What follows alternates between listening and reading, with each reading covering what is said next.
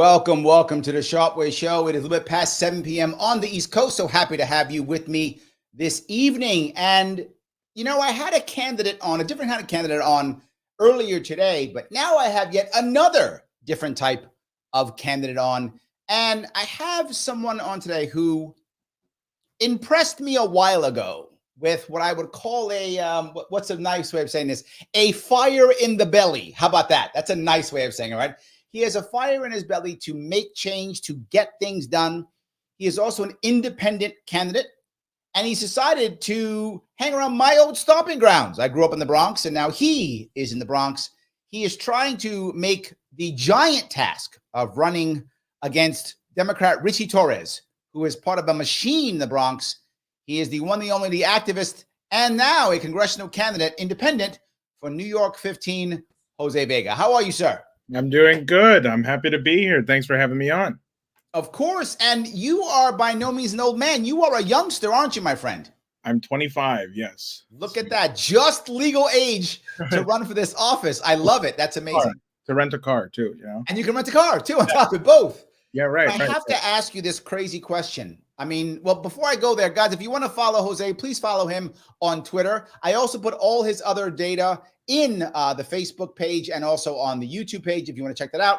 But it's JOSBTRIGGA. Check him out on Twitter. So, Jose, this is a monstrous task. It's a giant task. Why did you decide to do this? It's a tough question because it's like, where do you actually start? Yes. I said 2 years ago on the Katie Halpert show, when I first went viral for going after AOC, I publicly announced, I'll probably run against Richie Torres. And I said that then. I was like 23 years old. I had no idea what the hell I was talking about because only until like right now. And I'm like, holy moly, what is this? What did I sign up for? Right. Yes. Like that. You don't actually know what it means to be a candidate until you decide to actually be a candidate. And the responsibility, especially a race like this one, where the tension is just so high and people hate Richie Torres and people are looking for an alternative to Richie Torres at the same time, like the pressure on me to be good. Well, anyway, I'm sorry. The reason why I decided to do this, and I know is because so I said 2 years ago, I'll do it because Richie Torres back then was already like this like Israeli lobby plant. That's what I called him to his face. Ooh. And okay. I didn't really know. I didn't even. I get what you're saying, and I do, and I see that. I see these guys a lot of times, and I think the same thing. Someone's got to stop them, right? All the time I hear that. But I'm just being forward. It's a massive task. Why didn't you say, hey, let me get somebody else? Right, that's running. Let me back somebody else, maybe to primary him, or there were so many other options. But look, I'm giving you kudos. I ran independent. You're running independent, right? I'm happy and proud you're doing it. I'm just letting people know this is a big damn deal, and most people would have said, "Let me go get somebody else." Right? Let me go grab somebody else and have them go. I'll back them. Why did you decide that you had to be the front runner versus support staff in this race? Well, it came from a lot of internal fights and debates with my friends and close trusted people that I trust, because there were times before where I was like, maybe I shouldn't. Maybe I should. Maybe I shouldn't. And as the race was, as we were getting closer to election year, there was thought in my mind, like, well, maybe Samelis Lopez might try and primary him again. Ooh, okay. Before. And then nothing. And I was like, nobody's going to try to primary this guy. And I don't like the two-party system, period. And I was like, look, I have real ideas that can actually transform the Bronx. When people see me intervene on people, it's not just like rage. It's not like, you suck, you suck.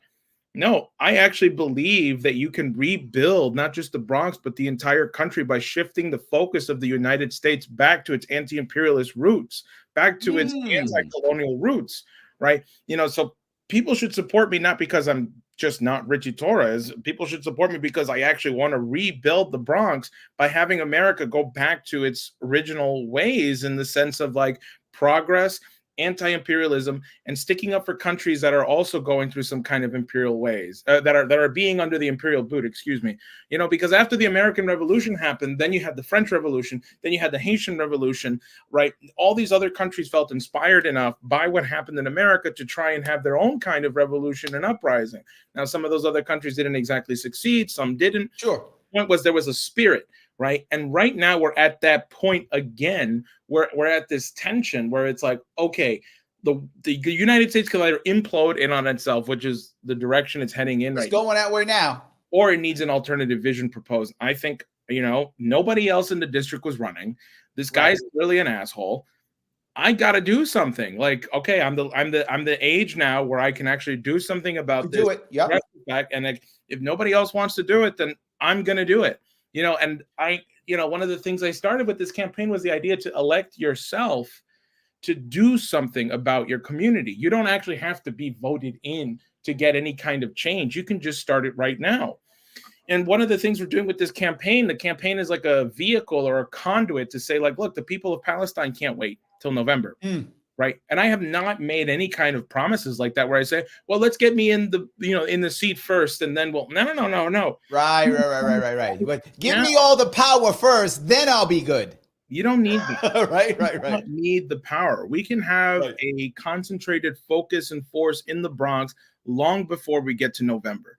And that is what I'm trying to build right now, because it is a machine. Let me walk down that road. Let me walk down that road if I could. This is the hardest part, I think, when it comes to running for a local but federal office, which means you're looking at big picture, but you also got to help out the local part also. That's challenging, right? If you're just running for like local office, it's easy. You're running about the local. You don't care about overseas, whatever. You're worrying about local. You're doing both, though.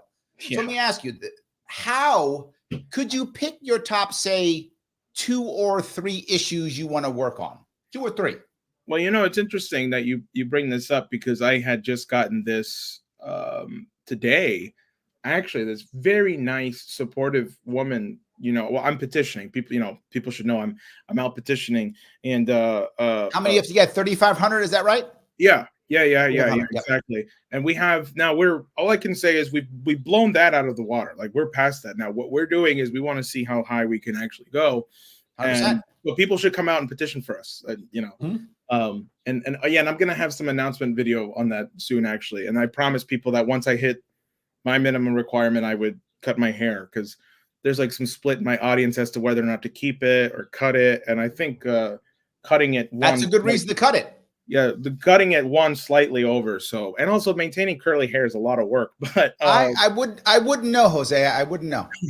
But I had this question today from this nice lady who came up and said, yeah, but what are you going to do for me? Like, I hear you on the genocide. Yep. I hear you on this. I hear you on that. And you sound right. You sound educated. But like, people want to know, what are you going to do for their community? Yes. And it's like, one thing for me to try and tell people, it's like our foreign policy is a reflection of our domestic policy. I know for a fact. Hold on. You said our foreign policy is a reflection of our domestic policy.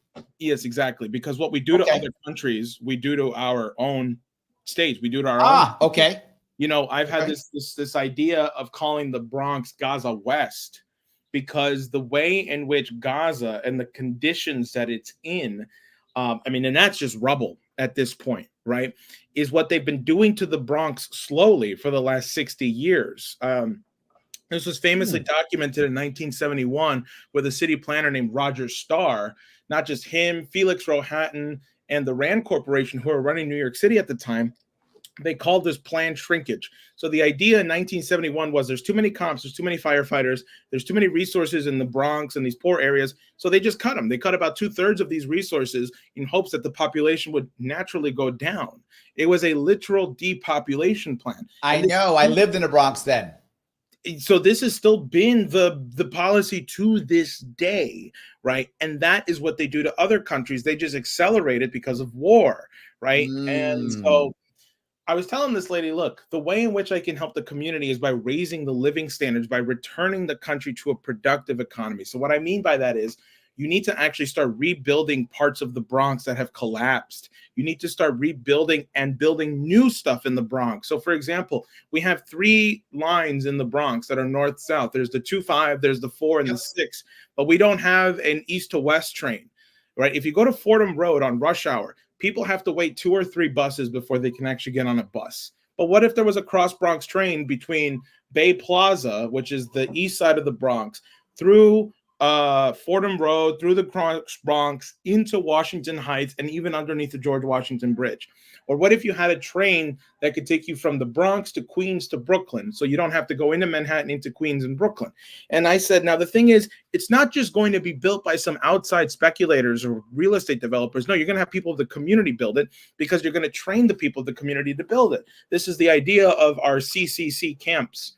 So hold on, let me touch this if I get you. You're saying you want this to be built by the people of the Bronx. Are you saying they would own it like a co-op like that, or just they hired? How does that? This would be a federally funded project, but it would be part of a larger program of what I call my Space Civilian Construction Corps. It's one of my policies where we would institute a New Deal era policy where you have these camps. You have these camps and you take the people of the Bronx who are 18 to 26, who are unemployed, unskilled, and uneducated, high school dropout, high school graduate, juvenile delinquent, whatever. You put them in these camps and you say, look, you are going to get on the job site training with the Army Corps of Engineers training you, and or retired union laborers. It could be both, actually. Right. And then that during the day, you're going to learn how to weld. You're going to learn how to be a mechanic, an engineer, a planner. This sounds scary, Jose. You're putting people who are in trouble in camps. You gotta somehow say that better. You gotta say that better. You say, I'm gonna put all these ne'er-do-wells in the camps. I don't like how that sounds. This is what Roosevelt did in the 1930s with his CCC. He had all these unemployed boys, and then he trained them up and he educated them. At night they would read poetry, they would read stories, they would become literate. Then they come back to the Bronx and then they just get to work, right? Like, oh shit, we have all these potholes, fill the potholes. Hey, we need a new train line, build the train line. This is a federally funded program. They'll be getting paid to do this, and they'll be getting paid to get the training at the same time. And so for about a year or 2 years, right, during the work camp, it's like, wait, I graduated the camp, I built 3 or 4 new housing complexes, I built a cross Bronx train, I built a road, I laid the foundation. Hold on, if I'm getting this right, it's almost like you would take the time to have people join this, say, I'm making this up, 2 years.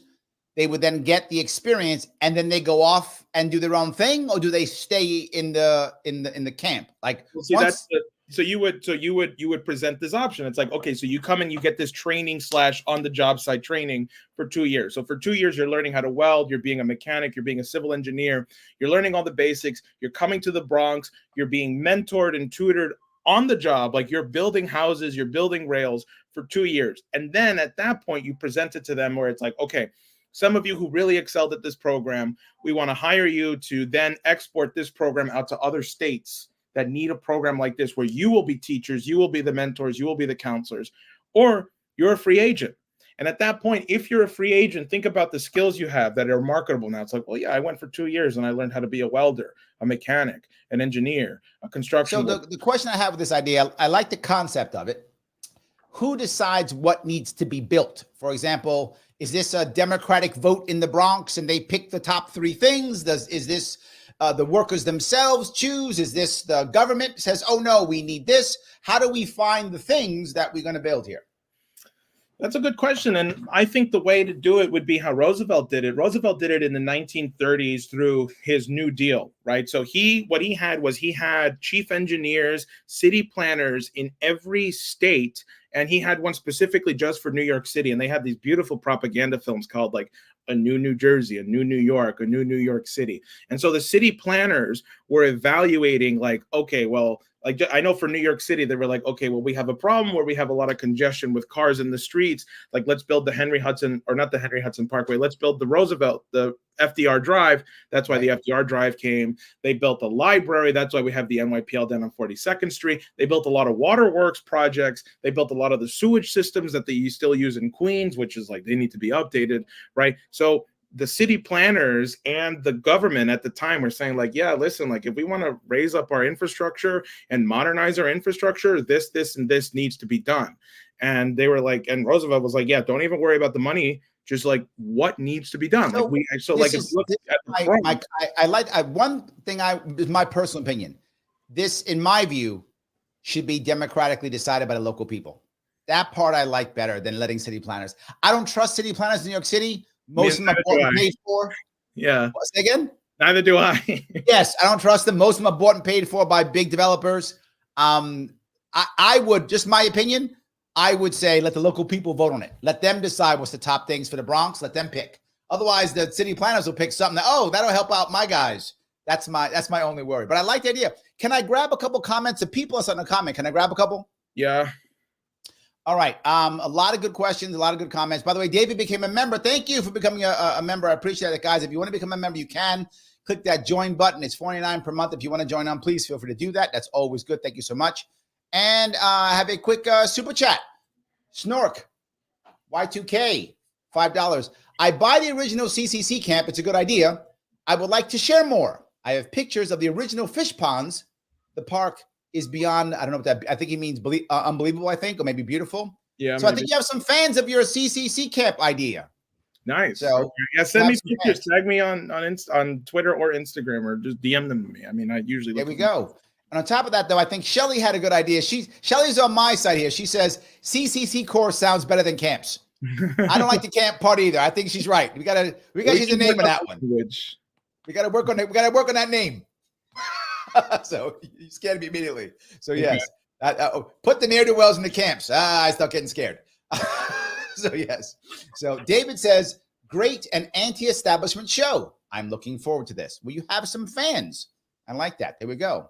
So Miguel H says, yo, declaring independence. I do like that. That's my YouTube channel. Thank you. There we go. So I guess they're watching. That is very good. Yes. Yeah. Michael Voss is watching. He says, very true. The first race is eye-opening. He also says that's his district. So you have someone in your district. Hey, we need you to go on my website, votevega.nyc, sign up, hit the volunteer button. We need petitioners. Come out. There we go. In fact, I will, you can also follow him if you want to on Twitter right there. JOSBTRIGGA on Twitter. That's right. So the issues here that I think a lot of people are asking is that they like the concept, but they are here for the anti-imperialism also. I'm getting a lot of that. A lot of anti-imperialism stuff. So that's one thing that I guess they're liking about you for sure. But let me, before I go, let me stay on this one. Now that you're seeing what it's like, has it motivated you more or less? And I asked this question because my first run was in 2018. And when I ran and I saw how hard it was, it actually motivated me to run again. Like I really saw how crooked it was. I really saw how bad. And I ran as a third party also. I ran as libertarian. And I wanted to run again, right? Because I felt it was so crooked. It motivated me to run more. How about you now? When I first started the race, I was working part-time at a coffee shop, Boogie Down Grinders. I love that place. I still love that place. I still call it home. And when I first launched, I had this idea of like, yeah, we're going to cause a ruckus. We're going to make some noise. We're going to blow things up. Bop, bop, bop, it'll be easy. Now, the immensity of the situation and the responsibility has hit me like a wave in my face. And I'm like, wait, no, I could actually be a U.S. representative. I could actually be a congressman. How do I need to start acting and behaving in such a way that would reflect that, and also the responsibility and the weight that I carry of people who are donating to my campaign, who are looking at my campaign, who are looking at me as somebody who can actually take on Richie Torres. I carry that with me, and I carry that in my mind. And I'm like, Jesus, okay. And so what I did was I quit my job. I quit my job at the coffee shop, and I said, look, I need to do this full time. And I knew that, knowing full well that I couldn't pay myself on this campaign more than whatever I made last year. So, I made like $22,000, $23,000 last year. So I can only pay myself on this campaign $400 a week. So like I am actively only living off of $400 a week right now. And I did that, and I bit the bullet because I was like, you know what? This race deserves every ounce of me.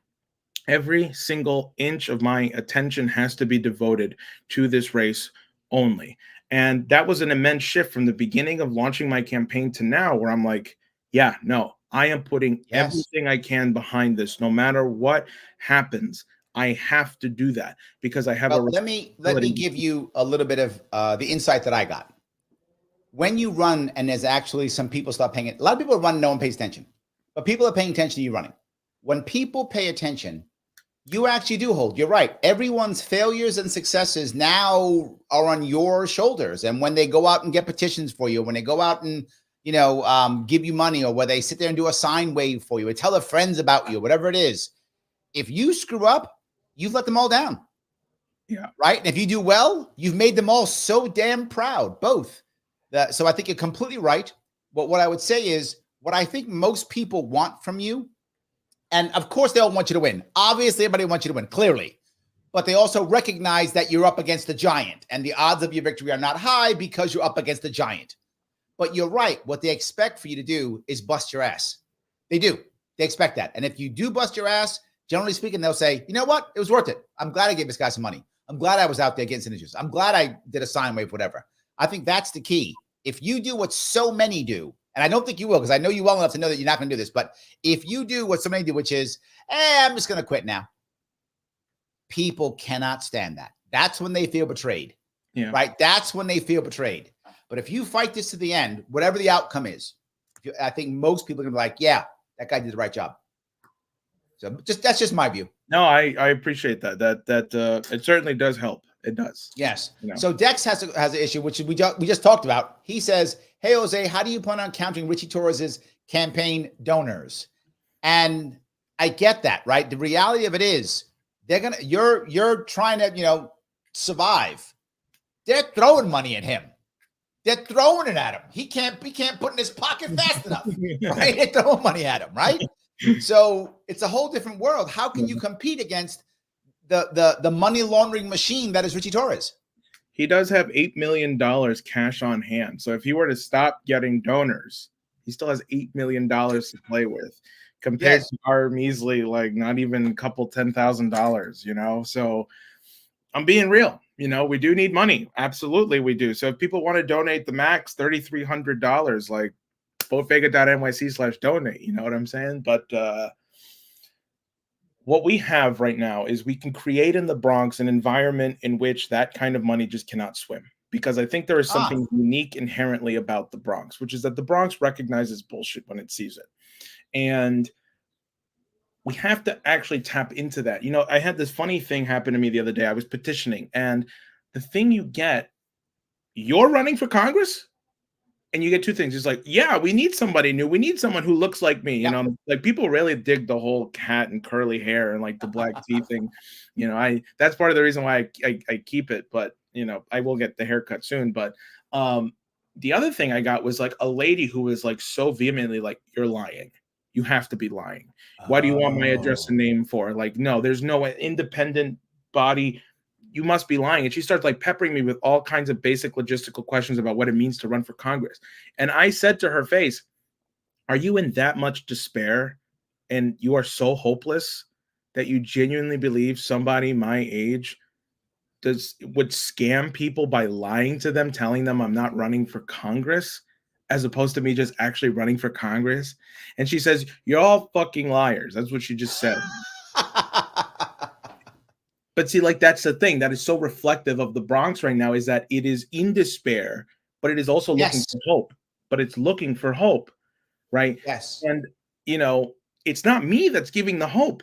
It's the effort. When we had 50 people come out to petition for us on last Saturday, or 2 Saturdays ago, we had people flying from Ohio, people flying from Missouri, just to come and petition for me, right? To get signatures in the Bronx. People stayed for a week from wherever they flew in. I had another candidate, Michael Hairbaugh from Ohio, come in and just petition with me in the Bronx.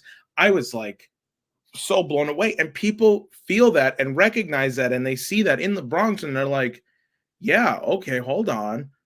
There's something new. There's something new. There's something different. This might actually be different. And that's the environment we create. We create a situation where people feel hope and hopeful. Yes.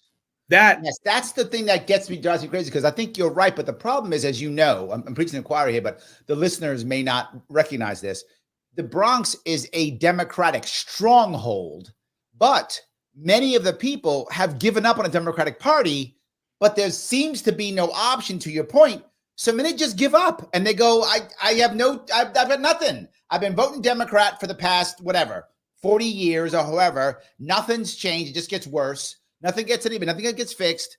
And there's no one else who can do anything because the Democratic Party is a machine here. So I'm just going to do nothing and I'm not going to show up. I think too many Bronx people have given up. I'm sure you're seeing that. Oh, absolutely. I've seen that. That's what I'm talking about. This despair thing. Like when I ask people, can you sign my petition? They say, I don't do that.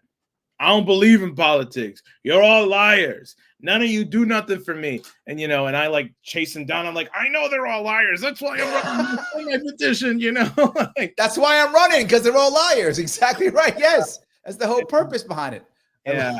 And so I love that. It's funny, but like I said, like no matter what, I have love for people. And also like when I get older people who start lecturing me in the street about like how I need to do this and this, as annoying as it might be, it's coming from a place of like, they want to see me succeed and they think their advice is going to help me succeed, right? It's coming from a place of love. They're like, no, we need you. And so you need to do what I think you need to do. Now, sometimes I agree with the advice they give me. Sometimes I vehemently disagree with the advice they give me, but I say, you know what? Well, thank you. I appreciate it because they want to see me succeed. So as a result, they're telling me what they think I need to do to succeed. And so I see that and I'm like, I have a responsibility to that person too, because I've instilled in them, just by us being out there petitioning, like, oh, okay, I have to make sure this person, that I meet their expectations of what they're demanding of me, because I know people implicitly know what I'm up against. And I've not made any promises of a win. But what I have made a promise is I'm putting everything I can into this thing. And then other people are saying, no, you can win because Richie Torres now is like super duper unpopular. And he's, he wanted to do this thing called the Columbia Act, which was to monitor universities for anti-Semitism and just increasing surveillance. And like all of these college kids are just so pissed off that I've had people reach out to me who are like, yeah, I'm looking for his opponent and you're the only name that came up. So what do we got to do? Mike actually brought that up. He literally brought it up. Did you hear about the Columbia Act? Destroys the First Amendment, created by Torres. Reason enough to run against them. Good for you. So yeah, he already said it. He was ahead of you. He had that comment already. Yeah, absolutely. No, like I'm very much up to date as to what Mr. Torres is doing. And I want to make something very clear about who Mr. Torres is. Richie Torres is nothing but an empty suit and a cookie cutter politician who has nothing to him. He is a visual representation of an oligarchy that believes they can just buy congressional seats. That's what that is. Okay, they believe they can just buy the poorest congressional district and that nobody's going to care and they can have their guy. Richie Torres could be replaced by 1,000 other people. There is no real sustenance or substance to Richie Torres other than whatever lines he is fed. Therefore, he is not real. All right. And I need people to know this. My opponent is not Richie Torres. It is IPAC. It is the ADL, right? It is people who are ready to throw down and think they can own people. You literally called him APAC Airhead. Is that right? APAC Air. No, that was Hakeem. No, maybe I did call him that, and also Hakeem Jeffries that. Okay, there we go. Okay. I'm sorry. I like the Democrats I've yelled at are running through my mind, but yeah, that's maybe I've used that insult. No. I called Richie Torres an Israeli lobby plant. Okay, there we go. Okay. That's what yeah. So yeah, you've used APAC Airhead with somebody. I forgot, but I thought it was him. Maybe it was someone else. Maybe it was Hakeem Jeffries, but I do remember that at one point. I do. So I think, the point that I like what you're saying here is, I think this works. What you're saying is basically true for almost all of these guys, but you're taking on yours. And if you're able to make any impact against Richie Torres, I feel like you open the door for others. Absolutely. Right? Because then others go, wait a minute, Jose did that against Richie Torres? Yeah. Holy cow. Well, if he can do that, my guy's nowhere near as powerful as Richie Torres. I'll take him right out then. Right? If Richie Torres is one of the most powerful, money-wise for sure, but there's tons of empty suits throughout the country that aren't as powerful as him. And if you can even knock him down a peg, I mean, I think it really does make other people think maybe they can actually do it. I love that idea. Shelly asked a question. She says, what did the people of the Bronx think of you and your ideas? How much feedback do you? So they like the fact that you're running against Richie Torres. I get that. That's the to hell with that guy. But when you tell them about your ideas, your Triple C core, about the idea of anti-imperialism, are they like, I don't care, just beat Richie? Are they like, yes, this is important? Or no, this other thing's more important? Where are the people you're meeting? What are they thinking? What are they saying? Sure. Just a quick preamble. You know this because petitioning, it's very difficult to maintain a conversation with somebody when you have to get 10,000, well, for me, in my case, 10,000 signatures. Yep. Or if you're Diane Sayre, who's running for U.S. Senate, who needs a whole lot more. Who needs way more, right? And the person's like, well, tell me about you first, and then I'll sign. I just don't sign for anyone, and it's like, right. Because it's like I'm looking at my clip, like I'm not meeting my quota for today, and you want to take 10 minutes to talk, but I'll give you, like, for example, today I had that, and I decided to engage with the woman, and the woman was like, okay, I've been doing community advocacy for 50 years now, and I've never heard anyone say anything actually that made sense like that, And then she said to me, then another woman said to me, I really like your jobs program because we were going to back another candidate for not for Congress, but for state Senate. And he was asked the question, are you going to bring jobs to the South Bronx? And his response was, no, because no one here is qualified to take those jobs. I was like, he did not say that. She said, yes, he did. And I said, wow, just like, wow. And so when I tell them about this, they're like, I've never heard a program like that before. And it makes sense. Like I had one person tell me like, yeah, like, I know this so-and-so person who's 22 years old and all they do is sell dope every day to make a living and they don't report their income on taxes and they're couch hopping. Like they have nothing going on in their life other than just like selling dope. Or then I hear stories about people who've overdosed and died. And she says like, yeah, like if you gave those people a second chance, if you gave them a redemption, an idea that they could actually be something of themselves. So let me throw a libertarian view at you. Uh-oh. Would you consider picking your core idea? Yeah. You can tell me no. Richie Torres is not a libertarian. So if I got to pick Richie Torres or you, I'm still picking you. So it doesn't matter. I'm still picking you over Richie Torres any day of the week. Go ahead. Would you take your idea and would you open it up to the private sector? In other words, would you allow a company to sponsor people in a similar fashion? Not removing the government program, still keeping it, but also allowing a private company to say, hey, I like your program. Can I train some people? Right? I'll pay for it. I'm a private company, but I think if I train these people that they'll work for me and I want to now farm out talent from the Bronx. So let me do it too. Would you allow a private company to do it? Well, I'm not opposed to that at all. I think the only problem is like the incentive for this camp to work, the CCC to work is the fact that like it's meant to rebuild the Bronx.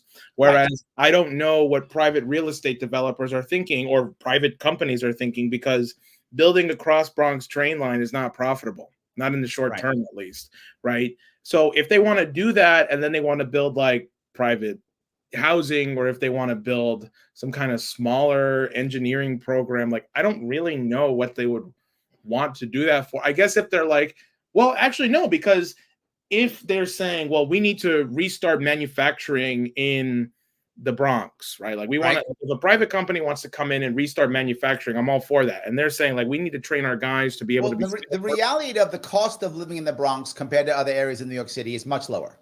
So if I'm a manufacturer, I would love to be able to build something in the Bronx and work there because it's cheaper for me, right? If I'm a manufacturer, I want cheap labor, I want cheap land, I want cheap resources is what I want, right? I'm a manufacturer.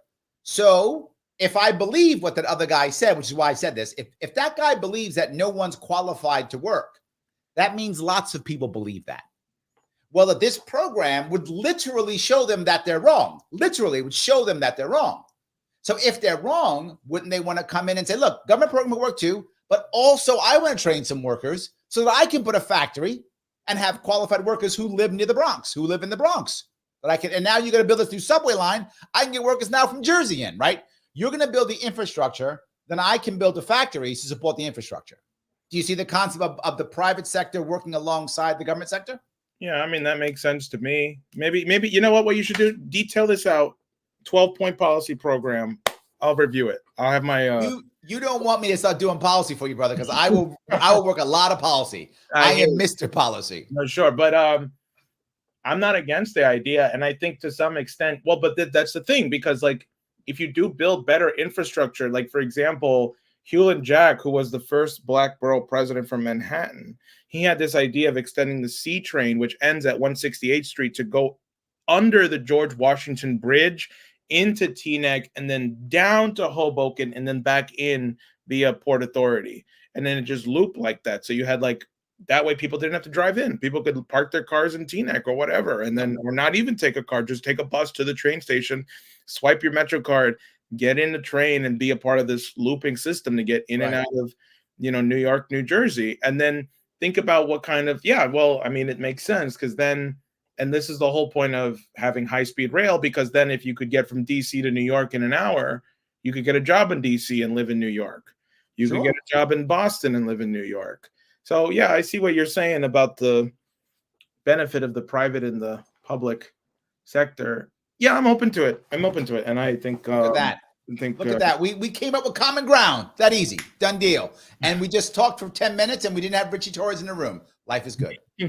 Shelly says voluntary enrollment. Yes. Now, so I guess the question on the camp. Oh yeah. Well, you said camps and my audience got scared. No, That's what happened.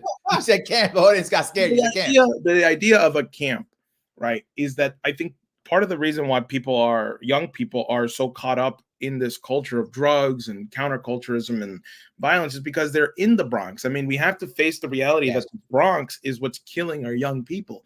You have to take them out of the Bronx and you have to put them in an environment where they can actually think clearly for once, away from the drugs, right? Away from the things that are killing their minds. And you give them productive things to do. They're learning, they're reading, they're getting educated. And then they come back to the Bronx and they rebuild the Bronx, and their identity will completely change. And yes, it would be completely voluntary, and we would make it as attractive as possible. Not only would they get paid, but we make sure that their families, like for example, if somebody was, one of the primary breadwinners of the family, like, yeah, that's going to be a big burden on the family, taking away their breadwinner. So we got to make sure that the family's getting compensated, and making sure that they can continue to live knowing that, their son or daughter is going to go off to this camp and, learn how to be a civil engineer and then come back and rebuild the roads, rebuild better trains.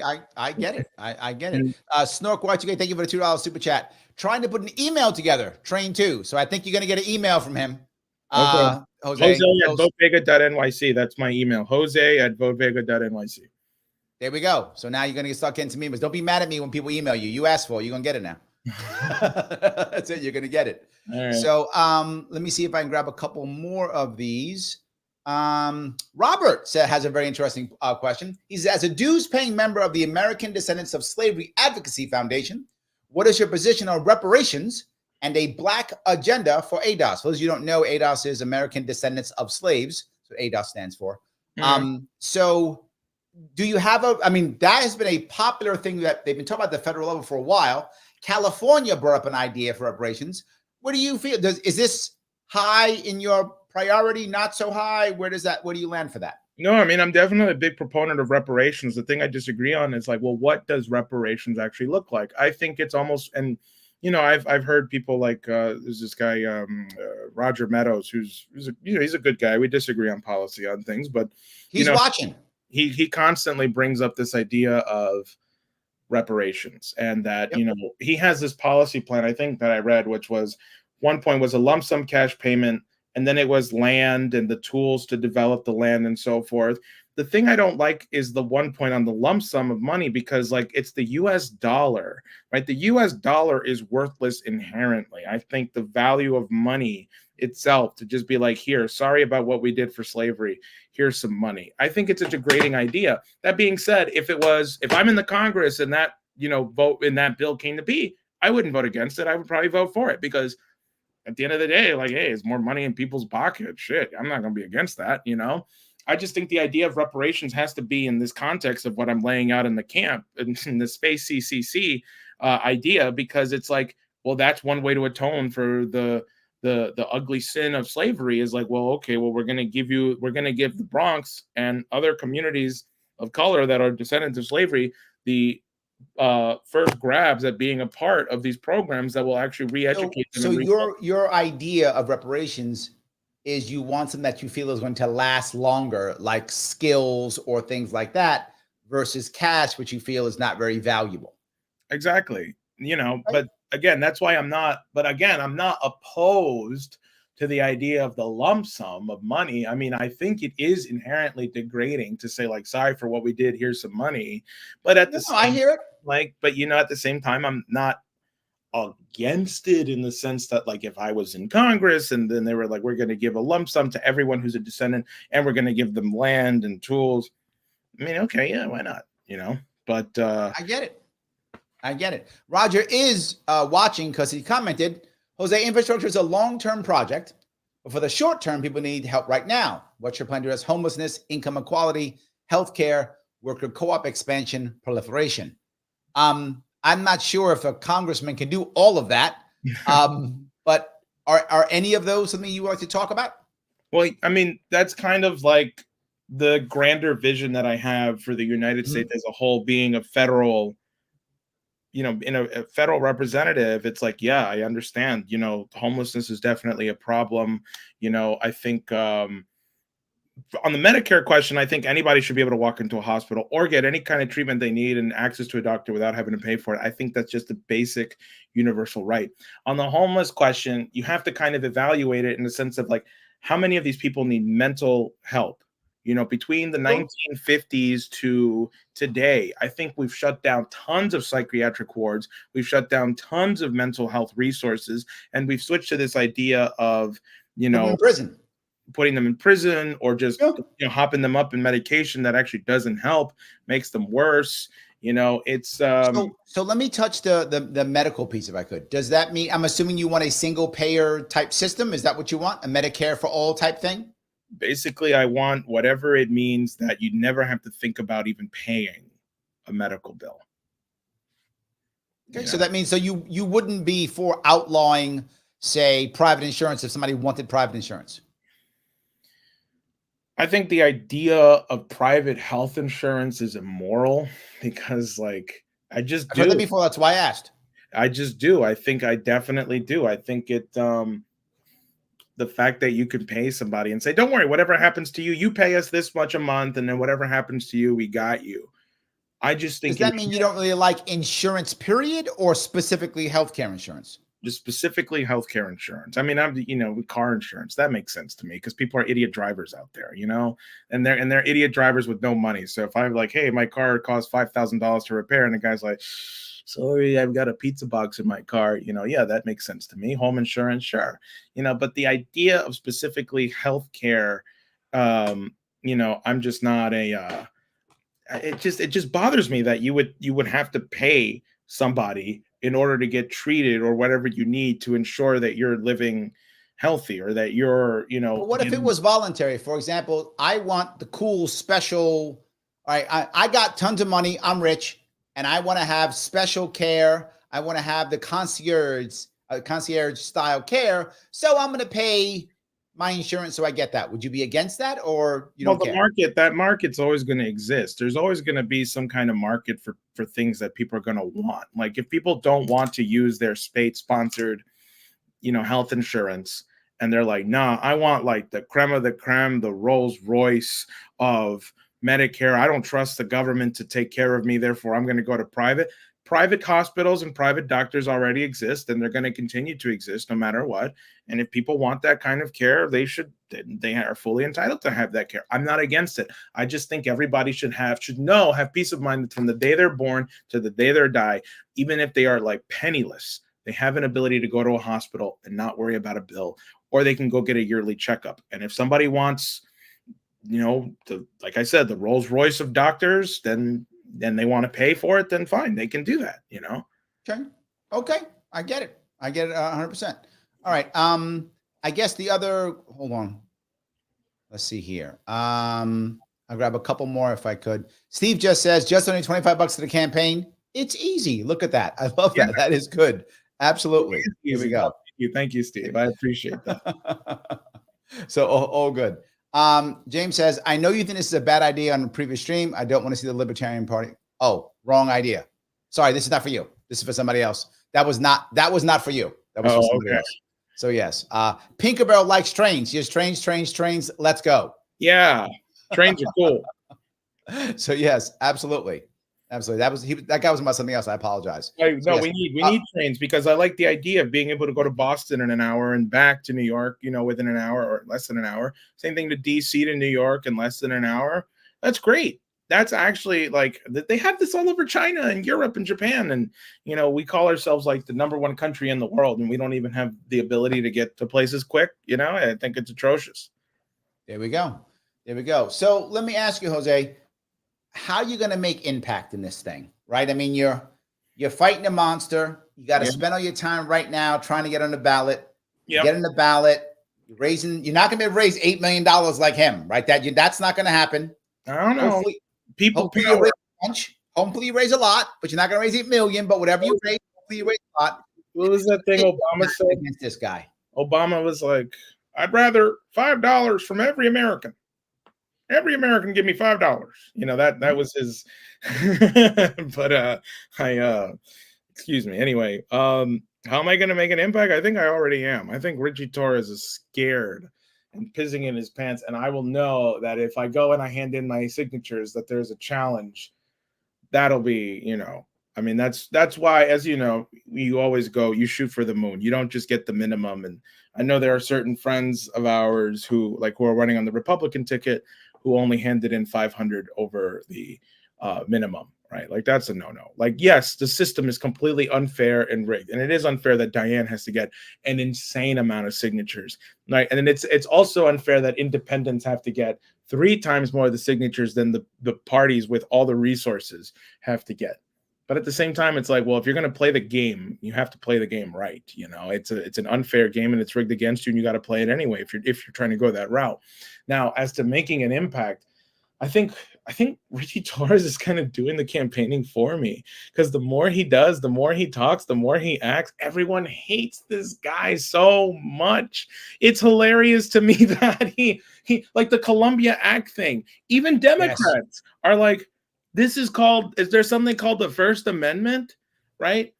People aren't stupid, and they are looking for his opponent. Like, is he getting primaried? What's going on? And I'm getting all the residual followers. I'm getting people messaging me like, hey, I was looking up someone who was running against Torres. I see you're the guy. What do we got to do to get this guy out of there? Like, that's the level at which we're at right now. And not even that, but like internationally. Okay, internationally, we have so much support and eyeballs on the campaign that even I'm like, Jesus Christ, like, can I actually handle all the responsibility that we have going on, the impact that this race has already made and is going to continue to make? So I think in part, we've already made an impact, but I think the other part is like, we've yet to see what this thing can actually do, to a point where even I cannot predict. I think it's like so like unpredictable what's going to happen. All I'm going to say is, Larry, just wait and see what happens. I don't think it's just going to be a little fizzle. I think something's going to happen. Hopefully it's not me getting shot, but whatever. Let's hope not. You'd be famous though, but let's hope not. Let's not. No more martyrs. I'm not trying to be a martyr. There we go. No more martyrs. I agree. Guys, if you want to follow Jose, please follow him over at JOSBTRIGGA on Twitter, or you can check out everything he's doing. His website and everything is actually on the description on YouTube and on Facebook. And he has a cat, and there is his cat right there. His Ozymandias. There we go. So is there anything else we need to chat about before we wrap this up? No, I just want to tell people, look, if you've liked what I said, if you want to support my campaign, votevega.nyc. Donate if you can, but most importantly, come out in the street with us and be ready to just make something really big happen. I honestly think we are on the verge of history. We've already made historic waves, and I think we are on the spear tip of, we are tapping into something that's already happening in the country. I don't exactly know how that converges with my campaign, and I don't think I really need to know until it happens. So we'll see what happens.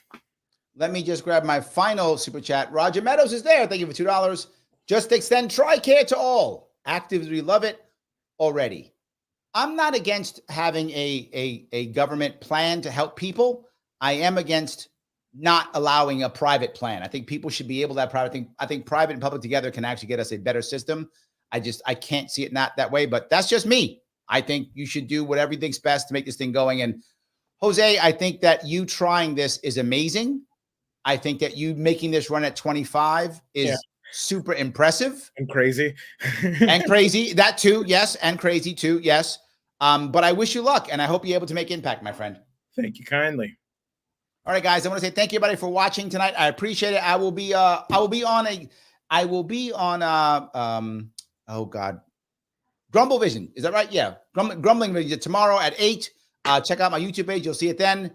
And anyway, I will see you guys then. And I won't be on this weekend, but I will be on next week. I will see you all.